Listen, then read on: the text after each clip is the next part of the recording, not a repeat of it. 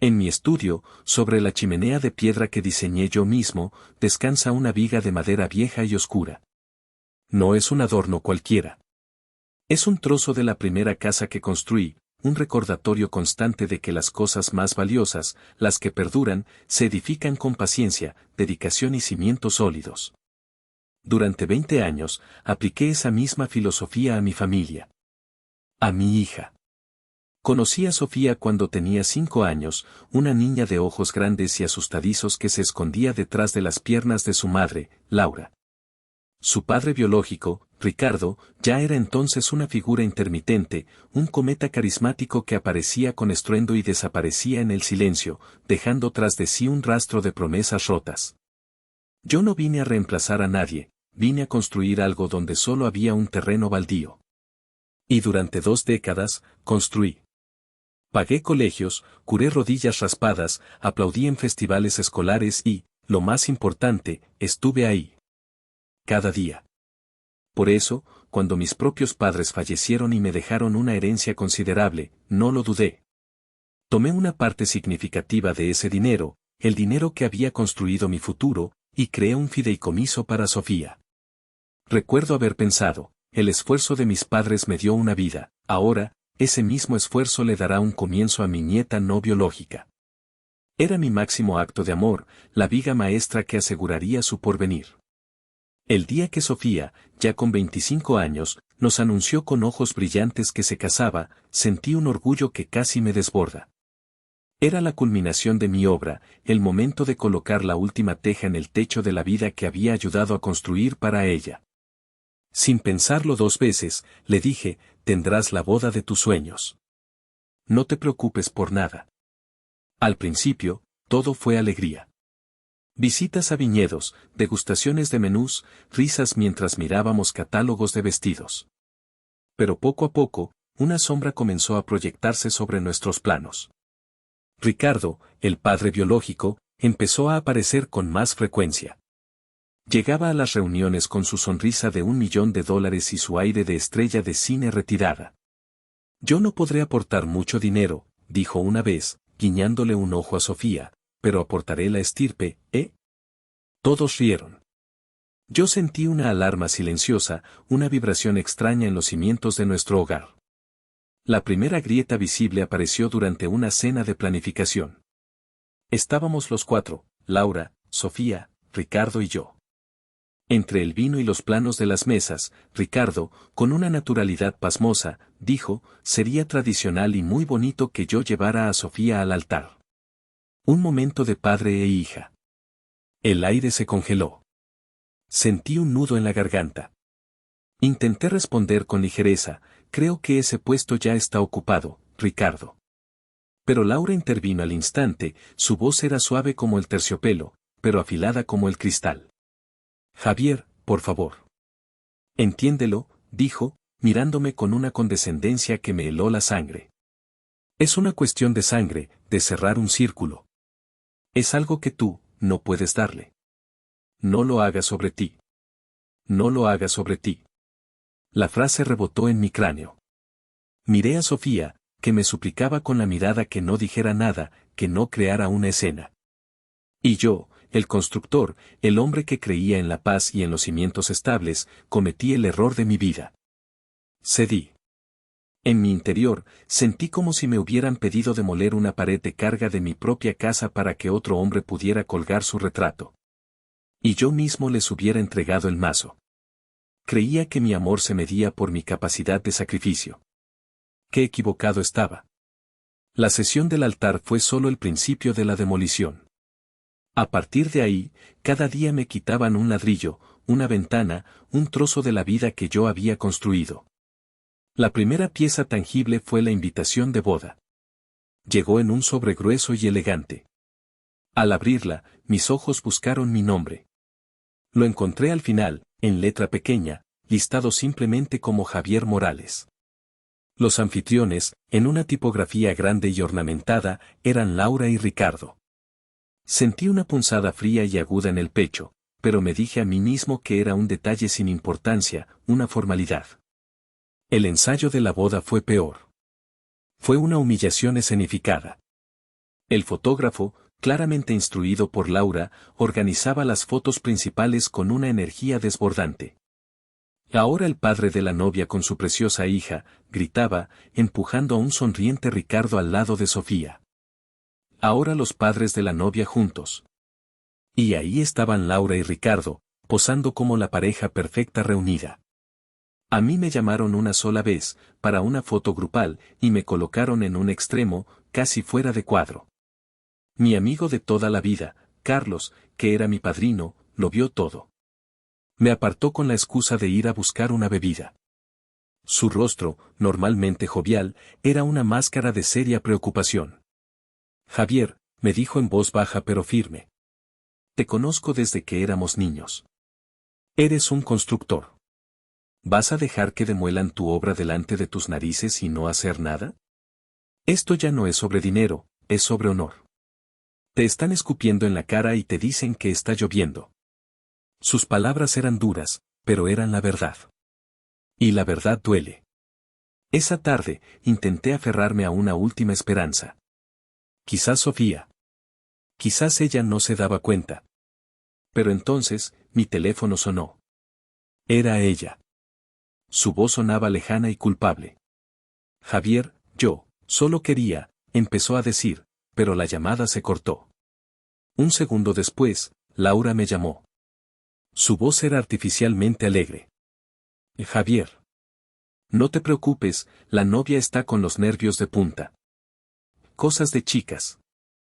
Nos vemos mañana, y colgó antes de que pudiera responder. Fue entonces cuando lo entendí. Sofía no era una víctima inocente. Era una prisionera voluntaria en la farsa de su madre. La noche antes de la boda fue la noche en que todo se rompió por dentro. No podía dormir. Bajé a la cocina por un vaso de agua y las escuché. Laura y Sofía estaban en la terraza, sus voces flotando en el aire nocturno, creyendo que yo dormía. Mamá, ¿no crees que estamos siendo un poco duros con Javier?, preguntó Sofía, y por un instante mi corazón dio un vuelco. Él pagó todo. La risa de Laura fue corta y despectiva. Ay, hija, por favor. Es lo menos que podía hacer después de todos estos años. Además, el dinero no compra la sangre. Ricardo es tu verdadero padre. Imagina el prestigio, la foto perfecta. Mañana todo el mundo verá a nuestra familia reunida como debe ser. Me retiré a mi estudio sin hacer ruido. El dolor, esa tristeza sorda que me había acompañado durante semanas, se evaporó. Y en su lugar, quedó el frío del acero. La calma absoluta que precede a las decisiones irrevocables. Me senté en mi escritorio, el mismo desde el que había gestionado el fideicomiso de Sofía. La tristeza se había transformado en una ira lúcida y cristalina. Se acabó el arquitecto de sueños. Era hora de ser el ingeniero de demolición. Durante 2 horas, con una concentración que no había sentido en años, trabajé. Abrí archivos encriptados. Revisé contratos, transferencias bancarias y correos electrónicos antiguos. Redacté un email conciso a mi abogado con instrucciones claras y documentos adjuntos. No había pasión en mis acciones, solo una lógica implacable. Estaba desmantelando una estructura podrida desde sus cimientos. El día de la boda llegó, bañado por un sol radiante que parecía burlarse de la oscuridad que se cernía. Me vestí con mi mejor traje. Cuando llegué al viñedo, el lugar era un hervidero de gente feliz y bien vestida. Yo era un fantasma entre ellos. Me senté en mi lugar asignado en la primera fila, en el extremo del pasillo. Y entonces, la música empezó a sonar. Las puertas se abrieron. Ahí estaba Sofía, deslumbrante, del brazo de un Ricardo que sonreía como si hubiera ganado la lotería. Caminaron por el pasillo. Su vestido de seda rozó mis pantalones. Ella no giró la cabeza. No me dirigió ni una sola mirada. Sus ojos estaban fijos al frente, en su futuro de postal. Los flashes de las cámaras capturaron el momento emotivo de Ricardo entregando a su hija. En ese instante, sentí que mi corazón no se rompía, sino que se solidificaba, convirtiéndose en una piedra lisa y fría. Durante la recepción, llegó el brindis. Ricardo se levantó, copa en mano, y dio un discurso magistral sobre el tiempo perdido, los lazos inquebrantables de la sangre y la fuerza de Laura. Agradeció a todos por venir a presenciar la reunión de su familia. No me mencionó. Ni una sola vez.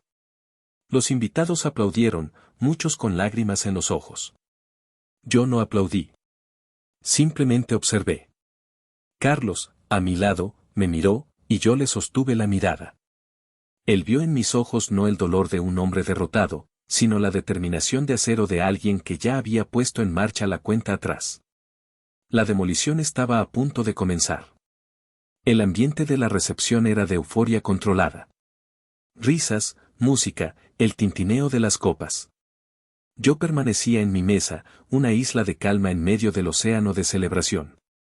Estaba esperando. Sabía, con la precisión de un cálculo estructural, que el punto de ruptura era inminente. Llegó en la figura de Isabel, la organizadora de la boda. Era una mujer impecable, la viva imagen de la eficiencia. Pero mientras se acercaba discretamente a la mesa principal, vi una fisura en su fachada profesional. Su rostro estaba tenso. Se inclinó para susurrarle algo a Laura. Vi cómo el color abandonaba la cara de mi ex esposa. Su sonrisa se congeló y luego se derrumbó. Laura se levantó bruscamente, sus ojos barriendo el salón hasta encontrarme. Caminó hacia mí, sus pasos rápidos y agresivos. Agarró mi brazo, sus uñas clavándose en la tela de mi traje. ¿Se puede saber qué pasa, Javier? Siseó, su voz un veneno apenas contenido. Isabel dice que no has hecho la transferencia final.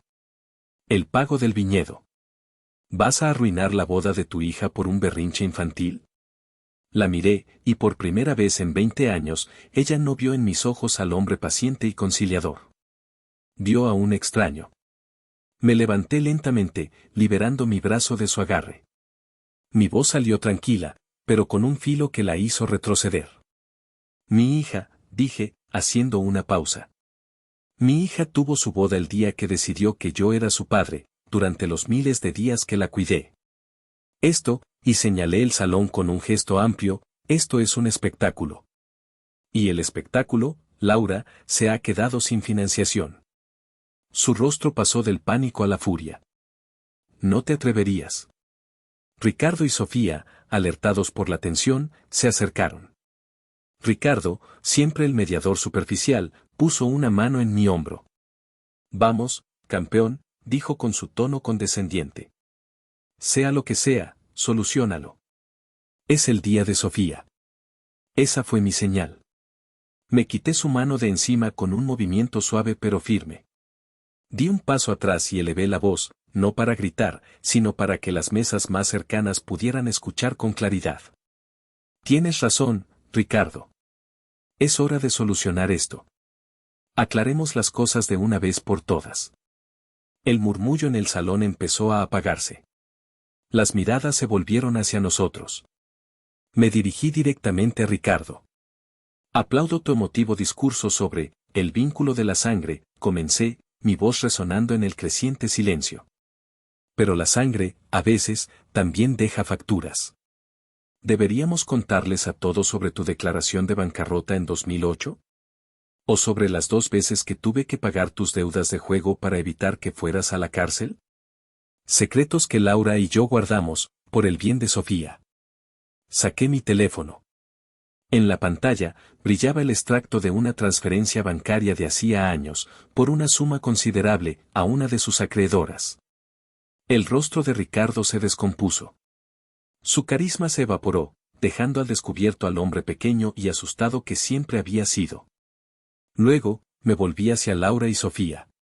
Y esta boda, continué, esta magnífica estructura que tanto admiran, no se construyó sobre un regalo. Se construyó sobre una cimentación muy específica, un contrato. Un acuerdo de préstamo condicional que ambas firmaron, pensando que era una mera formalidad para el fideicomiso. Deslicé el dedo por la pantalla de mi teléfono y apareció el documento en PDF, con sus firmas digitalizadas claramente visibles al final. La cláusula 4b, de buena fe y reconocimiento, era la viga maestra de todo el acuerdo. Estipulaba que el préstamo sería perdonado siempre y cuando mi papel como padre y benefactor fuera respetado.